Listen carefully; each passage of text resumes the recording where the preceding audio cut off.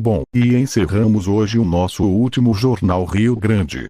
Nós agradecemos a você por ter nos acompanhado nestes grandes meses. Nós sairemos do Armas temporariamente para a transição de afiliação. Agradecemos principalmente ao povo gaúcho por ter nos acompanhado e nos acolhido como parte da tua família. A transição de afiliação pode demorar um pouco, não se preocupem. Agradecemos novamente. Uma boa noite e até algum dia.